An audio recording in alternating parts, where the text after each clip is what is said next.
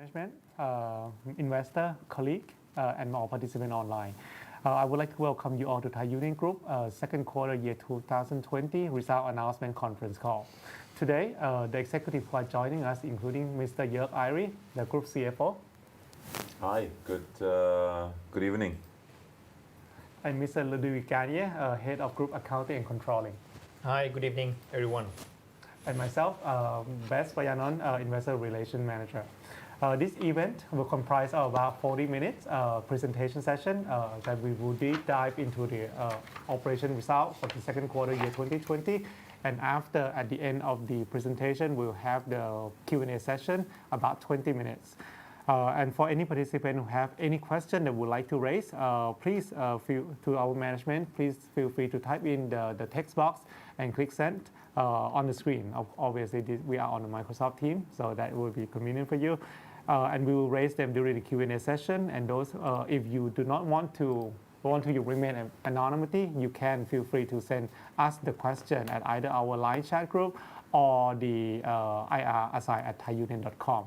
So without further ado, let's start on the second quarter year 2020 result presentation. I'll pass on the stage to Mr. Jörg Airy. Thank you very much. So thank you, Khun Best, for the introduction. Before we get started, I really hope everyone is safe at home. We know we've come out of a great improvement period on COVID, but in the last couple of weeks we saw in many countries somewhat a resurgence of cases. I don't think it's very surprising, as many countries have reduced lockdown efforts. So I really hope you yourself individually and your families are safe, either at home or at work or wherever you are, and please do stay safe. So thanks a lot for following us tonight here in Bangkok, in the morning in the US, and lunchtime in Europe. And I want to go directly in medias res and talk about what for us and those of you who are following us on a more regular basis are likely not as surprised, was a really, really good quarter. We have a record high operating profit. And we reported a net profit up 15 times year over year. Of course, there were some one-offs last year, but look, the results show amazing operating profit. We have an 18.2% gross profit margin. We are growing our top line, and we have a net profit that even on an adjusted basis is growing substantially with 13.4%. So we have a really, really great quarter, and I want to make this a very short call because if the quarter is good, I really want us to focus on the good things and the underlying great news we see in some of our businesses. And some of the questions have asked, that are being asked, of course, also about the more difficult topics. I will comment on those, but I really want to make it short and focus on what's good. So sales up 2.6% year over year, mainly driven by a 10.1% volume growth. Ambient sales volumes are up 16.8%.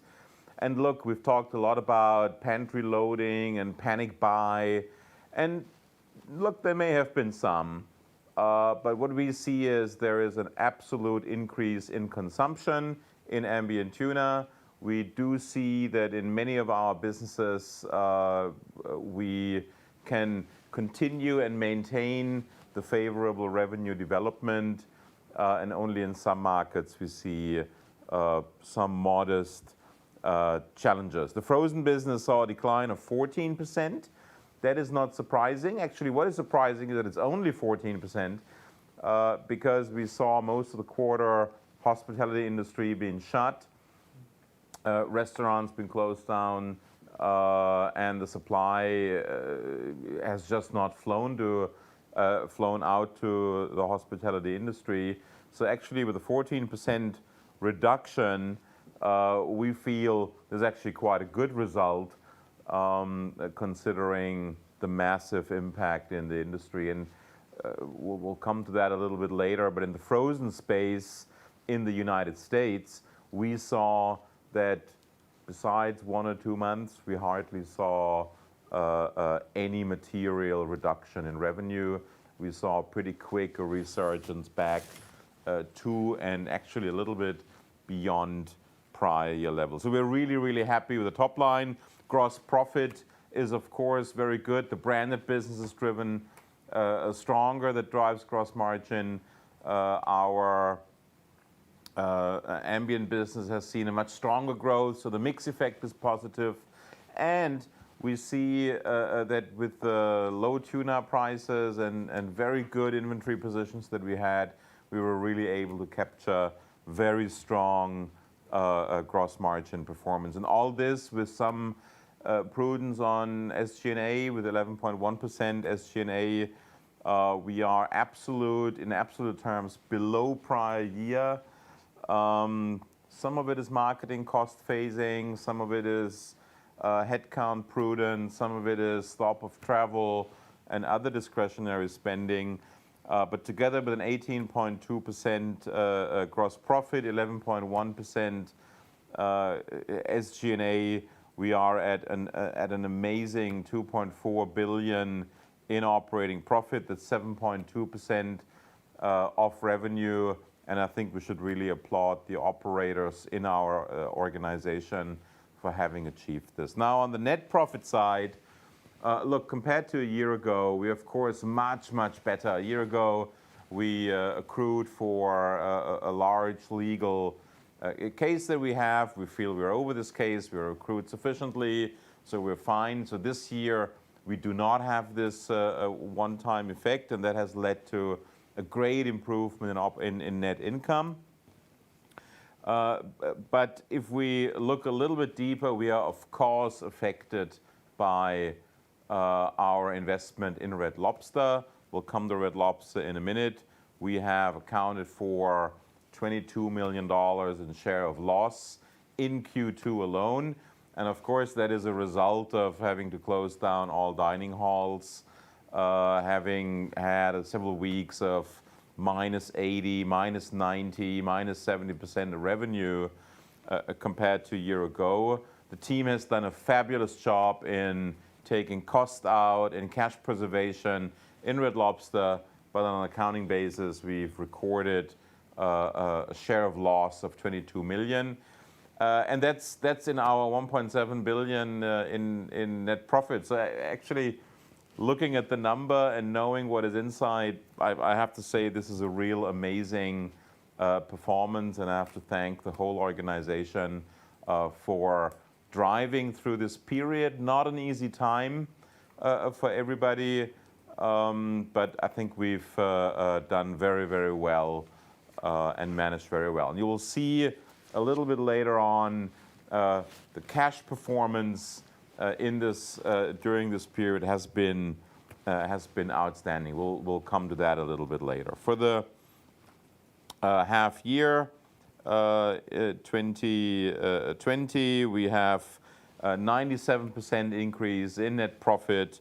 We have we're round about the same in EBITDA. We have 50% increase in operating profit. We have increased our gross profit by 14%, and we've grown 4.2%. So I think during this period, we've done really well compared to prior year. Now, unfortunately, the capital market has not really credited us with that much yet. So let's see how this shapes out in the next couple of days. Net debt to equity, we've started the year with a net debt to equity of 1.07. We had a fantastic cash performance in the last 6 months. We're now down to 0.96x net debt to equity, and that includes around 450 million baht in treasury stock repurchases and a very strong dividend payout during the first half year. So we're very satisfied with that as well. Now let's look at a little bit of a more long-term view, our last 18 quarters.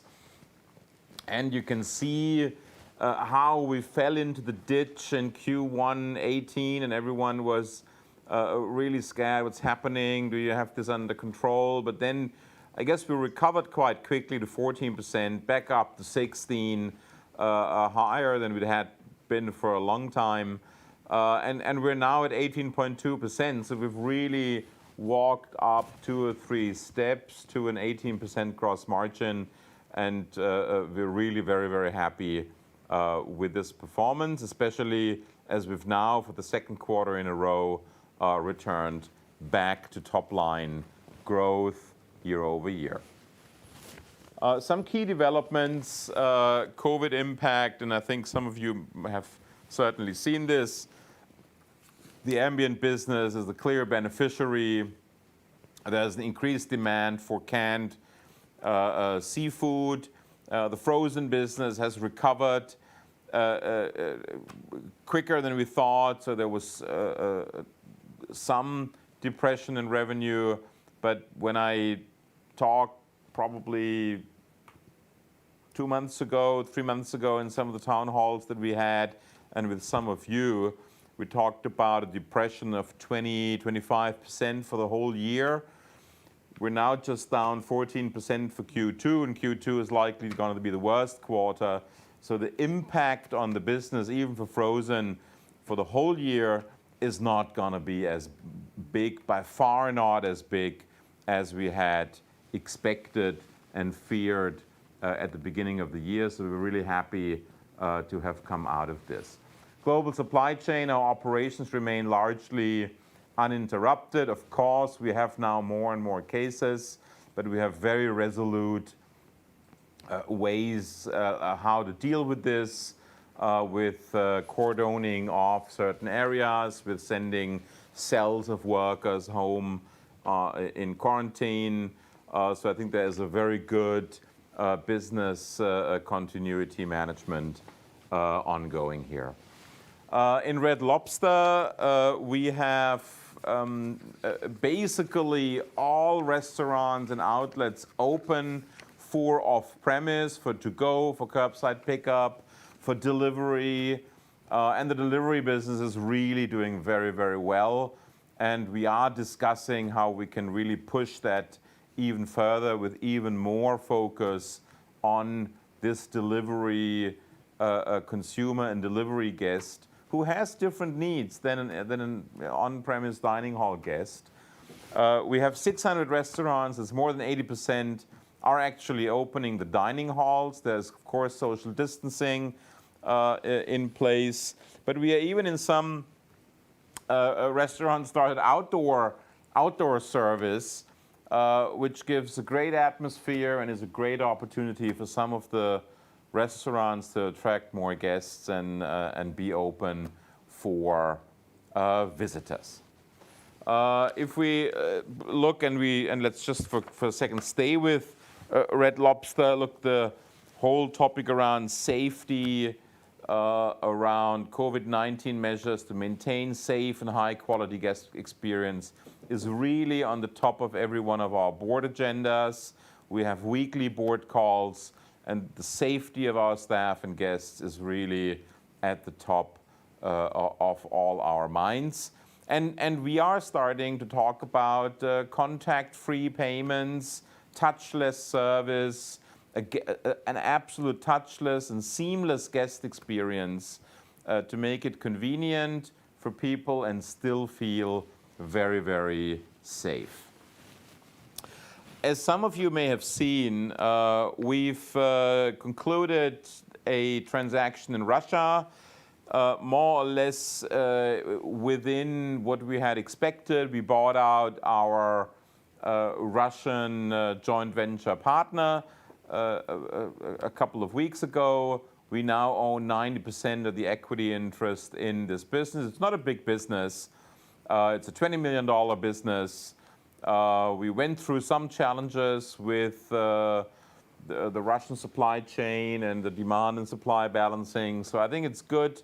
We have now clear leadership with Paul Reenen, our European president, spearheading this activity, and we are all here from Bangkok supporting him to be successful in this very important market for us.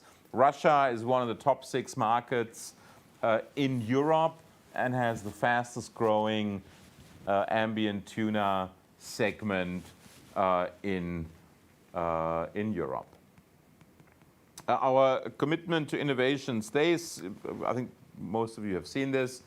We are here with SpaceF. We have announced that ThaiBev has joined us on the SpaceF committee. We're very happy to have ThaiBev as a fantastic partner, bringing a lot of new ideas into this, and especially capturing new application fields around drinks, around consumer products that from our perspective we were probably not as good in capturing. So really great collaboration. We're now in the second batch of startups, and I was in the SpaceF committee meeting yesterday evening together with the National Innovation Agency leadership and with Mahidol University and ThaiBev. And the team has presented some really outstanding startups that want to join the second batch of our SpaceF initiative. So with this program, I think Thailand has proven that the food industry, that in the food industry, we're really one of the global trendsetters, also when it comes to food innovation. We've rebranded Qfresh. You will hear a lot more about Qfresh on the retail shelf, in online channels. We have released our 7th annual sustainability report with details around sustainability KPIs, with our commitments with Greenpeace, with the World Wildlife Fund, with Monterey Bay Aquarium. We report on the Global Reporting Initiative standards and how we score against the key KPIs there. Please visit the report. It's a great read. And it's also good for all of us to be reminded of all our each individual's responsibility for this planet and what we can do not only during COVID, but during our normal consumption practices to save energy, reduce carbon footprint, and be just good corporate and personal private citizens. Look, dividend, not unimportant. We decided to really have our shareholders participate in this very strong first half year. We've decided to move our dividend back to 32 satang for the first half year. We have acknowledged that last year and the year before, our shareholders have participated in some of the one-time effects that we had from the legal cases that we're beyond that. We're through this now, and we really wanted to have people participate in our success in the first half year. We're at a payout ratio of nearly 80%, nearly 60%. That's the maximum we can pay, and we're very happy to offer that. That's a very strong dividend increase from 25 satang a year ago to 32 satang in the first half year 2020. So, and I don't know, maybe I pass it to Ludo to guide us a little bit through the consolidated financial results. Thanks, Jörg. So just to give a bit more color on the key takeaway for Q2 2020, of course, we have a lot of good news for this quarter. From the top line to the OP, we have an excellent performance. The first one is on the top line. Jörg mentioned this one. We have a growth by 2.5%, 2.6% if we exclude the 2.6% reported, 2.5% if we exclude the FX. And it's mostly driven by the ambient and the pet care segments, which are very strong over the quarter. We have some challenges in the frozen business. We've been talking about this one. And Europe, I don't know if you remember, but in Q1 2020, Europe was very strong. There was a lot of panic buying, and they are kind of normalizing in Q2. The gross profit margin is the second very good news we have of the quarter. This is record high for us at 18.2%. Last year we were at 16.7%. And here the very high level is coming from a combination of very positive category mix, meaning we sell a lot of ambient and pet care, which are traditionally our most profitable categories, and we sell less of frozen, which is traditionally the less profitable category that we have. And then within the ambient and within the pet care business, we are delivering quite well. We are also kind of protected by the fish price, which is quite okay. There was no significant change over the last quarters, and this explains the very high gross profit margin we deliver in Q2. SG&A are fully under control. They are declining, even despite the top line growth, at 11.1% of the NSV. Last year we were at 11.8% of the NSV. So the OP is 2.4. We mentioned already, record high, regrowing versus last year by 51%. If you remember last year in Q2 2019, we had one-off for 205 million baht coming from the impact of the new Thai labor law provision. Even if you exclude this one, the OP is still growing by 37%. So we are very happy, that the OP has been under challenge over the last 2-3 years, but now in Q2 2020 we are really back on track, and we are very happy to deliver such a record. Below OP, we have of course the very negative impact coming from Red Lobster, the share of loss, which offset most of the OP recovery. And as we said, the conclusion is a net profit increasing by 13.4% versus last year.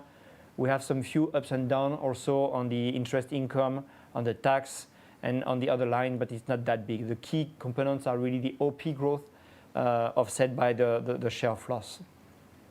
Again, just to remember, we had in Q2 2019 also a very large accrual for 1.4 billion baht. And so of course we exclude this one just to make it comparable. I was talking about the fish price right now. You can see here for Q2 2020, the average is around 1,267. So we are back at the end of July to what we consider to be the normal price, which is between 1.3 to 1.7. As long as we are in this range, I think we can manage, and as long as we don't have any very brutal or very significant change happening, I think we can manage. And you can see over the last quarters, we were kind of protected because we didn't have to face with any hyperinflation or price drop of the fish price. Just a quick focus on the top line. So as I said, 2.6% growth top line versus last year at 33 billion baht. We don't have a lot of impact coming from the FX because it's kind of the same with or without the FX. So it's 2.5 without the FX. And again, the key drivers are ambient, pet care, mostly driven by the volumes. Of course, we are helped by the fact that the consumers are cooking at home and are using much more of our ambient business. The frozen business is of course suffering because we have a lot of restaurants which are closed. So the sales and the volumes are declining on this one. Over 6 months, we have quite a significant growth by 4.2%. And the volumes also are very strong at plus 8%. I think this is the second quarter in a row where we deliver some top line growth, and we are very happy with this development. You can see here the breakdown, the usual breakdown by segment. And here it's very clear that all the ambient segments are benefiting from the COVID-19 situation. You can see the tuna, very strong growth, sardine and mackerel, salmon, and other seafood are all going in the same direction. And then after you can see all the frozen segments, and same, they are all going in the opposite direction. The shrimp, the lobster, the salmon are all declining on this one. And then the last one, we have the pet care business, which is very good performance, growing by 15%. And then we have the FX, which are almost offsetting each other.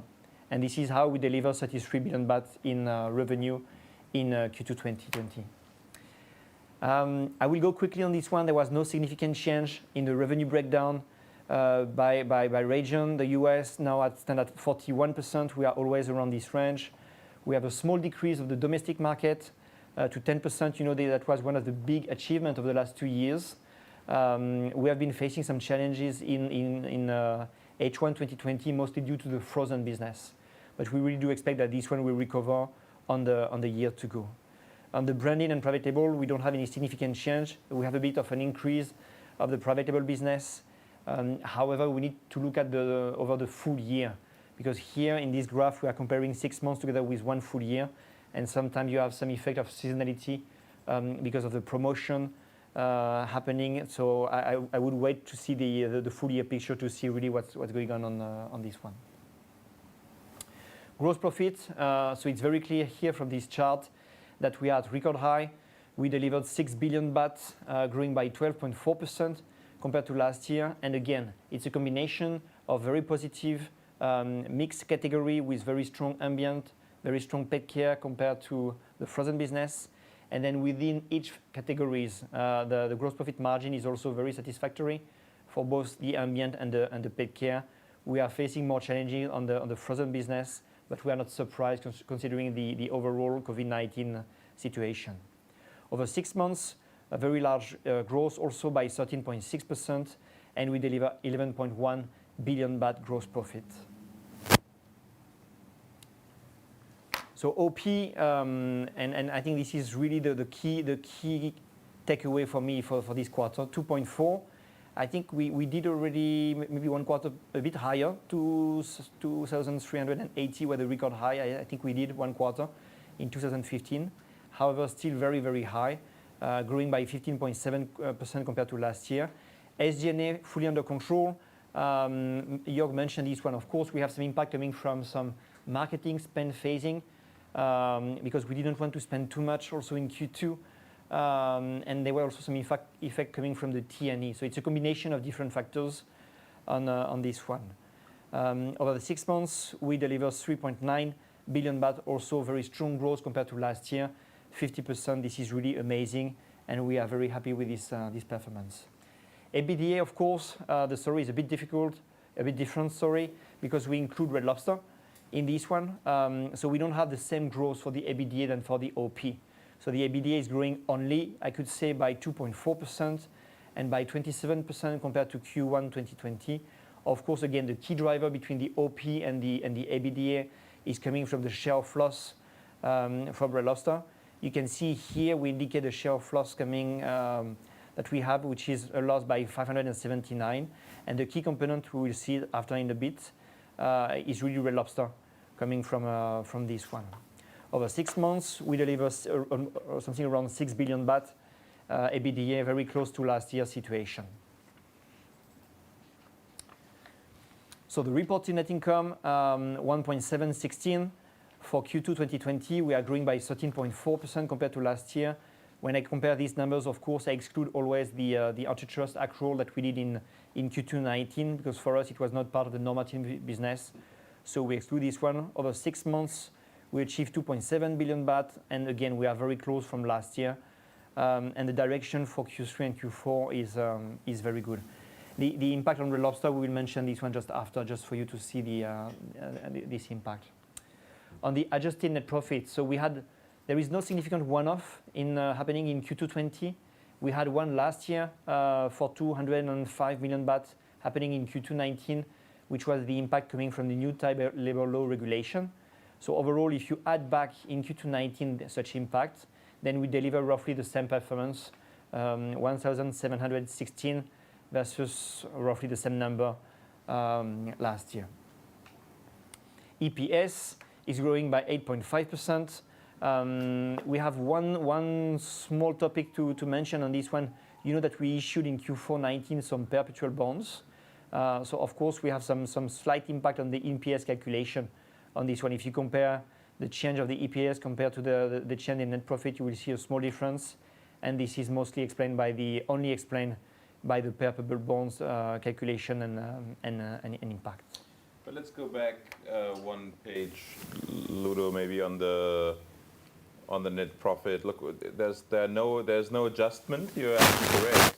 So all underlying business included in this 1.7 billion, we've accounted for $22 million in share of loss from Red Lobster. So if you convert all this and eliminate the Red Lobster effect of this share of loss from this number, we would be at around 2.4 billion, which would be an increase of 60% from prior year. So, I mean, it doesn't look super impressive here on this page on the adjusted net profit, but you should remember we've covered here $22 million in share of loss contribution, and we're still on the same level. So I really think we should acknowledge the amazing business performance of our underlying business in ambient and frozen. Thanks. Thank you, Jörg. I think it's a good transition because here the next slide is regarding Red Lobster. So here we have our traditional view, the view by quarter. And you can see here the share of profit and the share of loss for Q2 20 for Red Lobster was very, very high, negatively, because we delivered a minus 700 million baht loss. In Q1 2020, we told you we could see already some first impact coming from the COVID-19, and we delivered a loss by 111. If you remember, Q1 historically is always the highest in terms of seasonality for Red Lobster, but we delivered a loss in Q1 2020, and we told you at that time, yes, we could see the impact of the COVID, but we expect much more coming from Q2 2020. And here you can see really in Q2 2020, a very large impact coming from the fact that most of the restaurants were closed for a few months during this period. We do expect they will recover in Q3 and in Q4. Apart from the share of loss, the other income and the interest expense don't change that much. We have some FX impact, but they are almost stable compared to last year. And then the income tax is growing. It's a tax credit for us by 221. And of course, this is fully correlated to the share of loss. So we have a very significant tax credit in Q2 2020 because we have a significant share of loss. And the net income impact from Red Lobster in Q2 20 is minus 355. So quite a large loss compared to the previous quarters on this one. We just wanted also to give you a quick overview of the different initiatives that we launched at Red Lobster. I think the first one is, of course, we clearly improved all the safety measures around the restaurants. You know that some people, they were concerned about going to the restaurants. So the team at Red Lobster, they work around the touchless delivery. They've been working on the QR menus, and Jörg also mentioned the outdoor dining. And I think we made some huge progress here in a very short period of time. The off-premise business, I will not comment this one. Jörg already mentioned this one, but we did really some really significant progress there. The third one is important, simplified business model. One of the issues we are facing at Red Lobster was the menu was too complex. And clearly we took this crisis as an opportunity to really simplify the menu and to move to something which is much more simple. You could say this is very simple and we don't see really the impact coming from that, but it will simplify a lot the operations and also the inventories and all that stuff. So I think it's going in the right direction. The fourth point is, of course, we've been working a lot on how to control and reduce the marketing and SG&A cost. You know that Red Lobster before, they were working mostly through large events, the Shrimp Feast and stuff like this. So they decided to remove this direction and to give much more reasons for the consumers to come every day to the restaurant. And I think it's also a good move. Last but not the least, Red Lobster is of course negotiating some rent abatements with the landlords. Some agreements were already taken. We did not finalize everything, but I think they did finalize the majority of their lease contract on this one. The last point, you know that the Red Lobster has started the discussion regarding the refinancing of their existing loans. We are getting closer from the maturity, so it's normal part of the business that we are starting the discussion on how do we want to refinance them. Anything, Jörg, you want to add on that? No. No? Okay. The last one is really the other key takeaway. For me, with the OP, this is the second one. The record high free cash flow, 5.6 billion baht, super, super high. Where does it come from? There are two key drivers. The first one is the strong EBITDA we delivered over the quarter, first reason. And the second one is a change in net working capital. Okay? And here I must say we are a bit cautious because our level of inventory is very low at the end of Q2. Different reason for that. The fish price is not that high. The volumes our volumes in inventory are also low. And overall, also, we decided to decrease very significantly our volumes in the frozen business. That's why we believe that this performance is not sustainable, and we expect the inventory to pick up again in H2 2020. So very happy with the performance at the end of Q2 in terms of cash flow, but we expect that it will turn a bit around on the year to go. But very impressive performance. Yeah, I would probably go a little bit further than that and say some of this very strong Q2 number is likely going to come back. So I wouldn't even be surprised if in Q3 there is a slight negative cash flow. Not surprising, and I don't think we should be alarmed by that. I mean, look, a cash conversion rate of 2.54 is just amazing, and I think we have to just recognize a lot comes from destocking. Our US team did a fantastic job in stopping supplies, in really liquidating inventories, and that has led to a great cash performance and inventory reduction.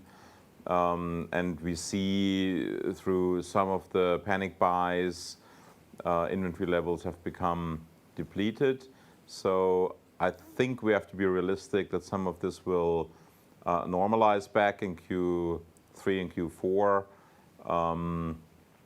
I don't want to make an outlook, but I would be a bit cautious to now extrapolate a cash conversion rate of 2 for the whole year. I just don't think that that's going to be realistic. Please, yes.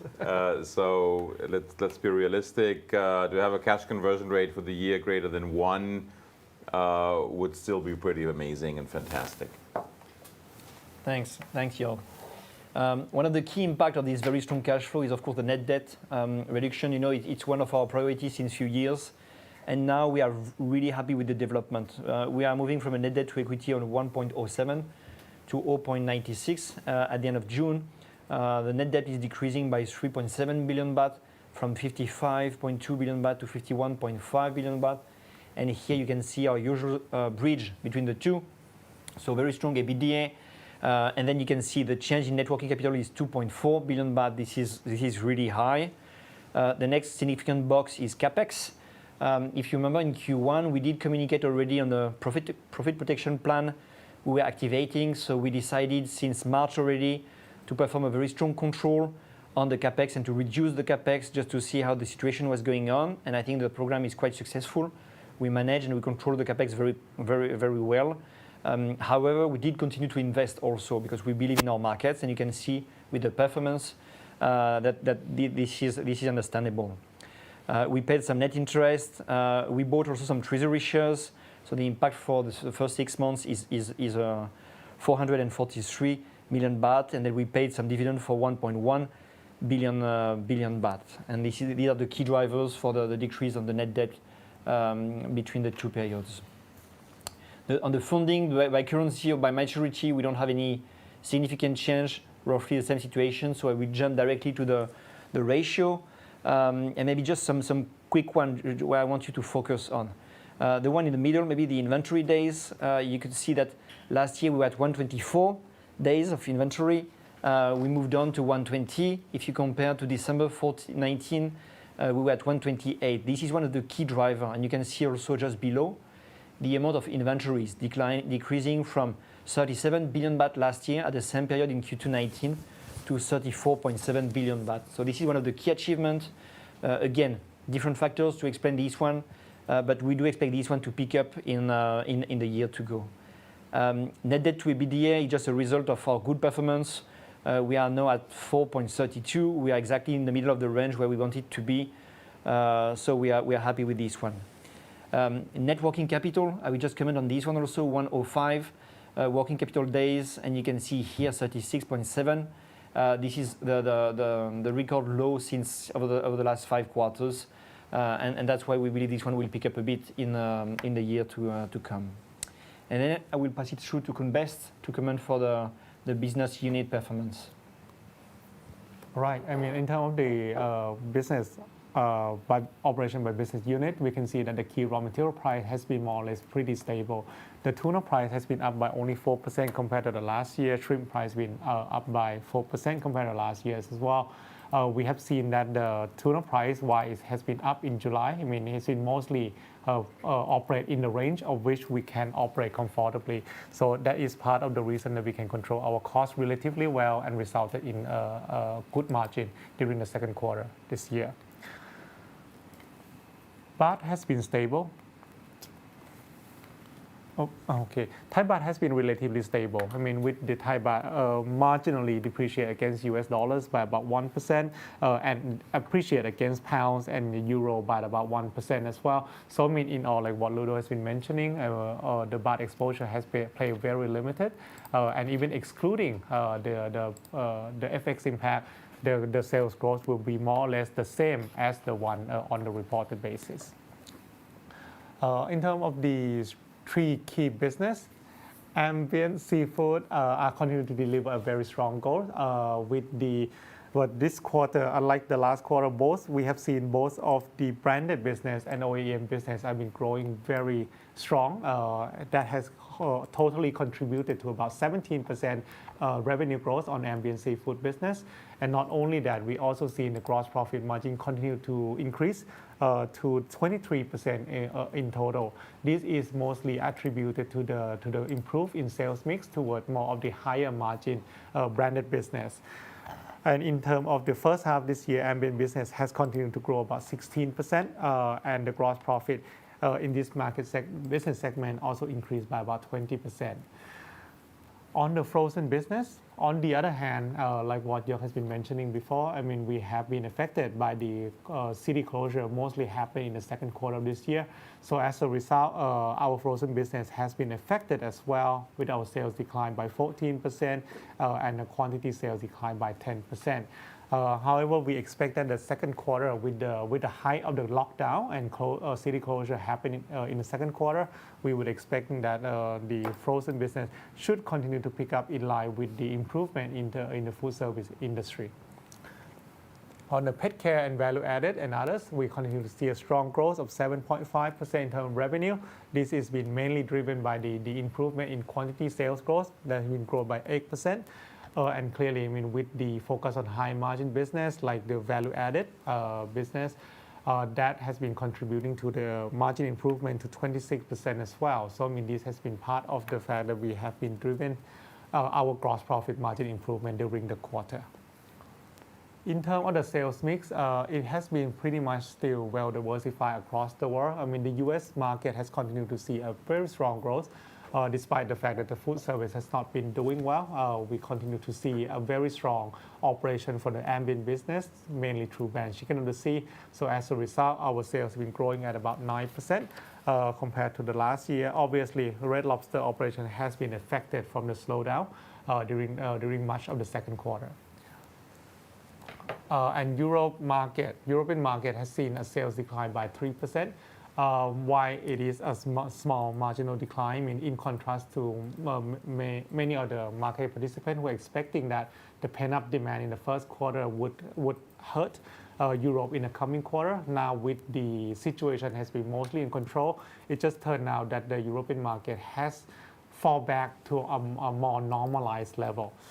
So we continue to see a normalized business happening in the European market with some of the small decline in the ambient business that has been very strong during the first quarter.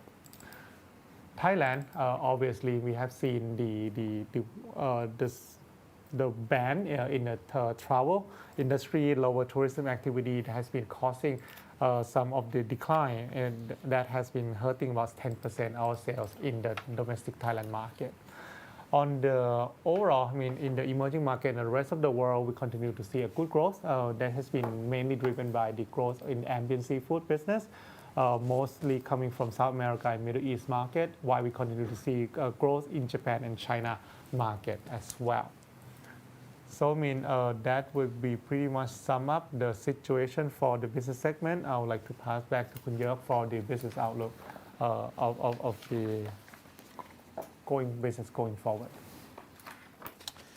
Yeah, thanks, Kunbest, and thanks, Ludo.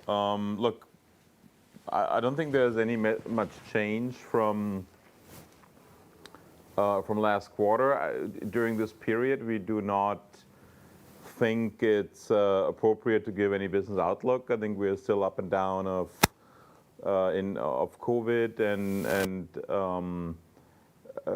a lot of things are in flux. Look, we had a fantastic first half year. We had a very, very good second quarter, and I think we can make some comments, and you'll see that in the Q&A, about where we see trends for the second half, but we don't want to give any guidance or anything. Well, of course, look, we had a good growth in the first half year. I think it's not unreasonable to believe that things will at least not be much worse in the second half year. So I think the European business continues to be quite strong. We fixed some of the supply chain topics. The major COVID discussions are over. The US is very strong. The frozen business came back. And even our private label business here in Thailand is doing quite well. We see China coming back in the market. So yeah, I think we are. You don't nail us down here on the growth number, but I guess we're feeling quite okay for the second half. And that's the second question: what's the outlook for the ambient business into Q3? Do we expect any significant drop, or is there any pent-up demand during H1? I think it's more or less as I said. Of course, April was very high, was very strong. May was strong. Already last 2 weeks of March was strong. So that will normalize to some degree, right? But at the same time, the frozen business will come back up as well. So will ambient be as strong in Q3 as we had been in Q2? Well, maybe not as strong, not exactly as strong, but also not much weaker. We see tuna prices are still more or less in trend. Yes, there is a little bit of an increase to $1,600 per ton. This is absolutely in the range where we see tuna prices to develop in a very healthy way. So, quick answer, we don't expect that the ambient business will do substantially worse than Q3.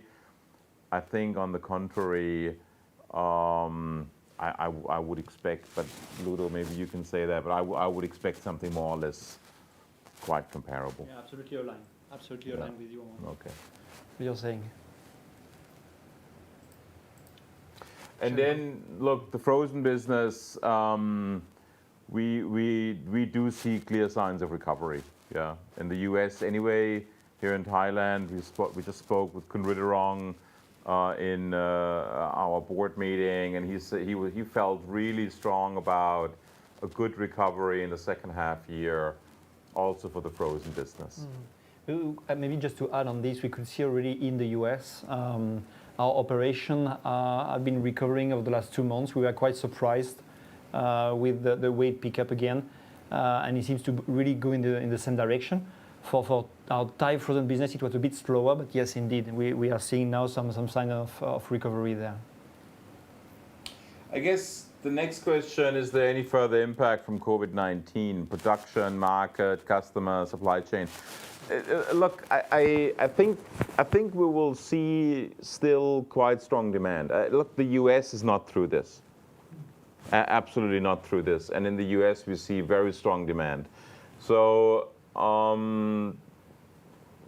also, if you now see expansion into Africa, into North Africa, into other markets, I think there is really, I guess, still a continued demand, higher than what we usually see. What we will see for sure is a little bit of an increase in SG&A expenses. I think in Q2 people said, look, why spend much money on marketing? It's flying off the shelf anyway. So well, but that's the truth, right? So there was, I guess, a little bit of a holding back on marketing expenses. I would expect in Q3 that there is some desire to spend a bit more. And look, if the business is doing well, I will be the last one to break in people here to stop something that makes a lot of sense. So I would expect SG&A to go up maybe a little bit. Is it 0.1, 0.2%? But yeah, that's what I would expect. We do not see any supply disruptions from supply chain or production or anything. Next question is regarding the level of inventory that we have. And as we said, the level of inventory at the end of Q2 is very low. Again, it's a combination of very low volumes on our side, both on the ambient and also on the frozen business. Jörg mentioned this one in the US. Our management put a lot of attention to get rid of the inventories. But right now, in terms of volumes, they are very low. And this is not sustainable, especially if the frozen business is recovering. So we do expect indeed the level of inventory and of the net working capital to recover in Q3 and in Q4. Jörg already mentioned this one, very clear. So Q2 2020, was this the worst quarter of Red Lobster, and how much recovery do you expect to happen in H2?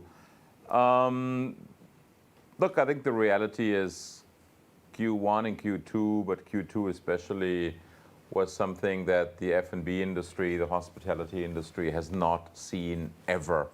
So I have met with a lot of executives and CEOs of restaurant chains and of in the hospitality industry, and people just said, look, we've never seen anything like that ever in our whole life. And you talk with very experienced executives.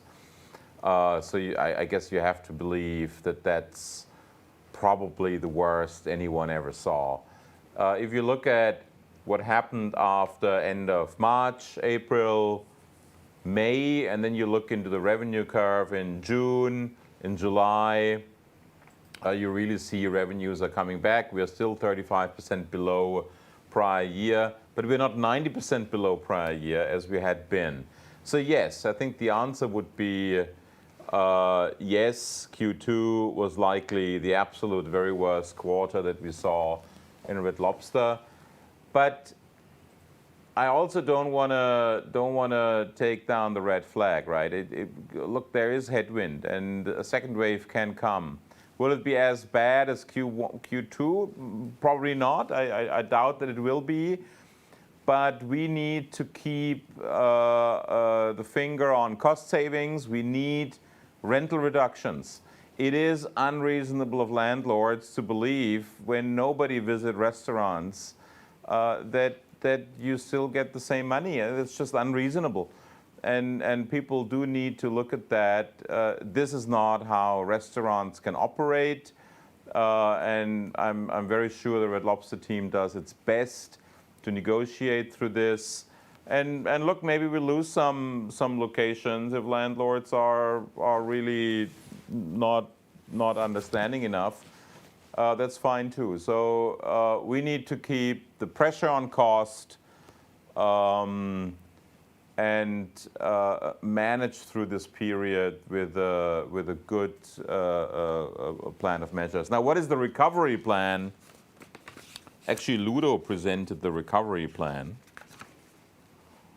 Some key initiatives that we've started, right?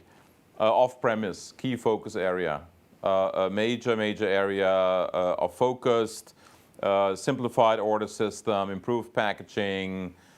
We have introduced during some periods free of charge home delivery. We have family feasts, special offers for people dining at home. The simplified business model, we come from a 22-page menu to a two-page or one-page menu that's printed on two sides, right? So it helps to drive cost efficiency in the operations in the restaurants, labor productivity in the restaurants. Very important step. Reduced marketing and SG&A cost.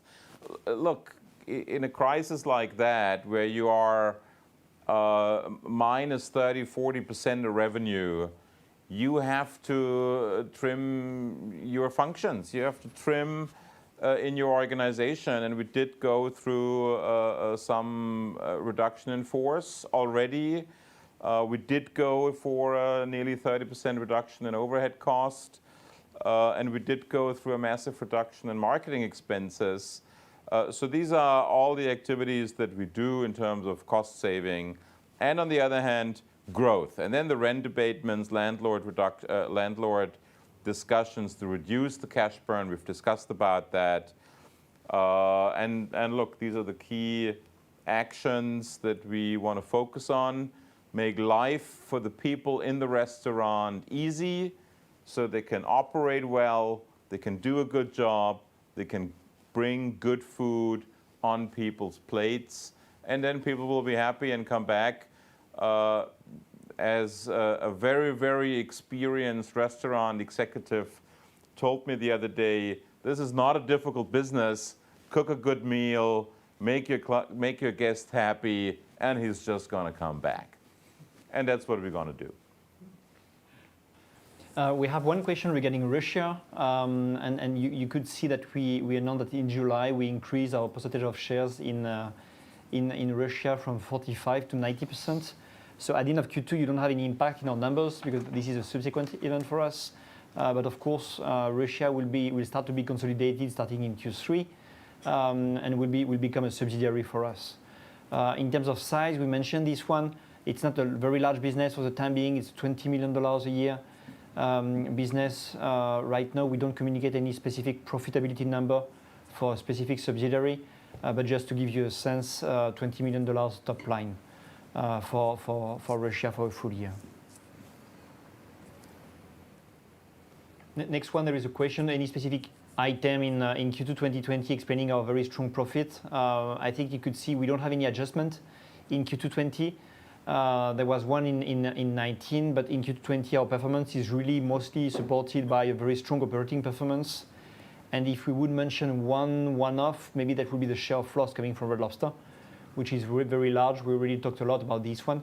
But apart from that, we don't have any specific items to be restated.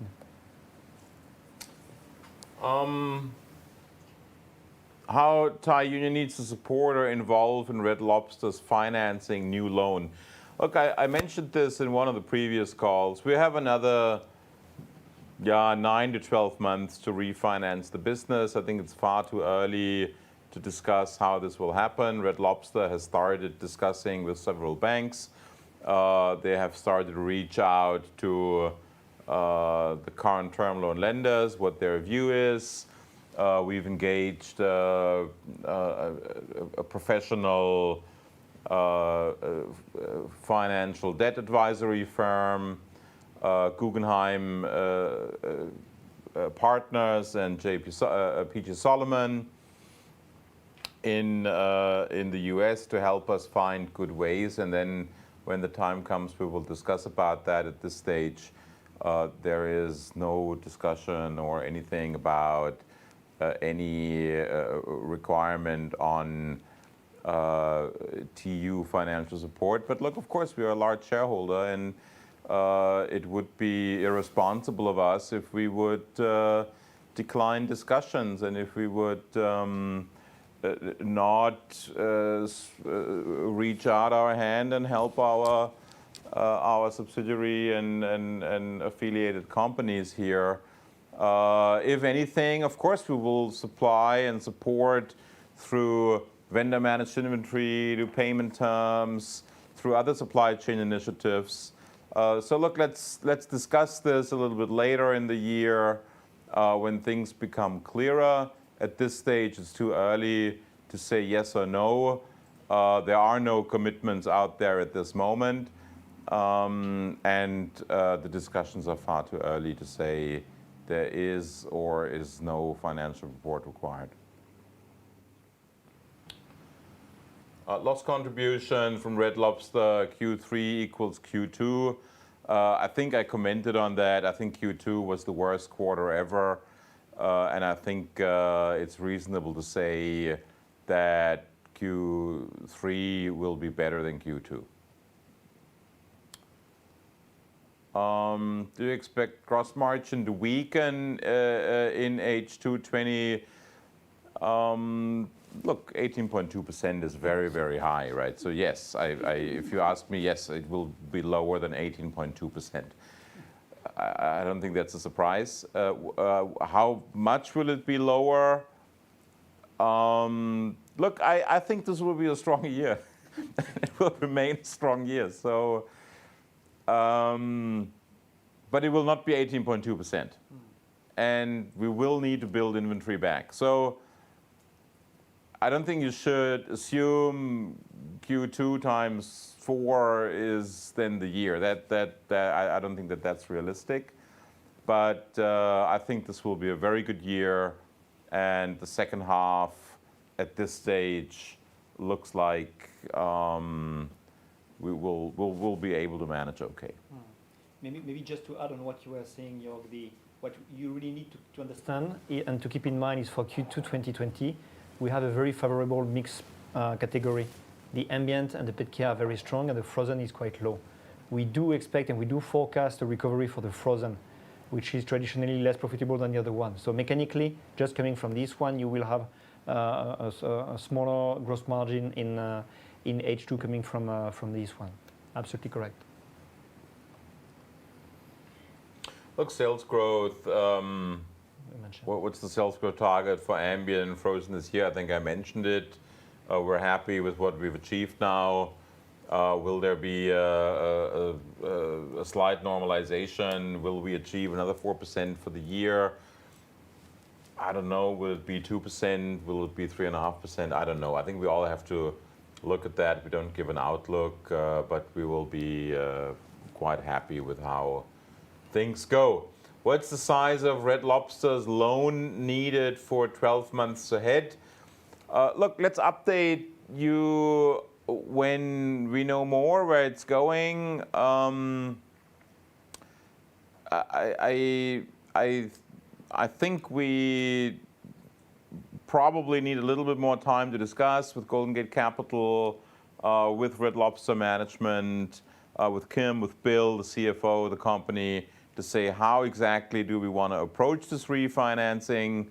So yes, we will need to refinance, but we also have a good cash position at the moment, and we have to think about how much will end up in more working capital type loans, what needs to be long-term fixed type of loans, how much comes from the company's cash balance, how much do we do through vendor managed inventory structure. So I think it's premature to say exactly how much and what this is, and what needs to be refinanced. I think I would probably want to leave it at that before making his speculations on is it 250, 300 or $350 million that needs to be refinanced.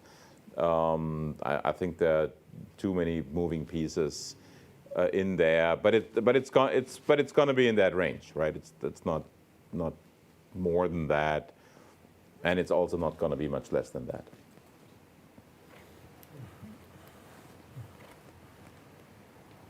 All right. And this concludes the conference call for Thai Union Group second quarter year 2020 result conference. Thank you very much for your kind interest and time and to participate in this event. And before we go, Jörg, would you like to invite everyone on the line to participate in our analyst meeting? We host a live analyst meeting, physical analyst meeting session on Yes, Okura. please. Look, we're out of COVID, right? Thailand has 0 cases or hardly any cases, and we all sit very far apart from each other and all of that. But I think you're all invited. I think on Thursday, tomorrow is a public holiday here, which we're all very happy And what public holiday is it? Mother's Day. It's Mother's Day, yes. Oh my God. You need to do something. Oh my God, I need to, yeah. So Mother's Day, tomorrow is Mother's Day. And we'll see each other and many of you on Thursday at the Okura Hotel. Okura Hotel for a live analyst presentation. And look, we're again all there for you. You can ask all questions. And yeah, I'm very happy with this quarter. You can see that in the atmosphere. We're all a lot more relaxed You can see it in than his smile. during some of the heavy COVID weeks. So thank you very much and have a great evening. Goodbye. Thanks, everyone. Thank you. สวัสดีครับ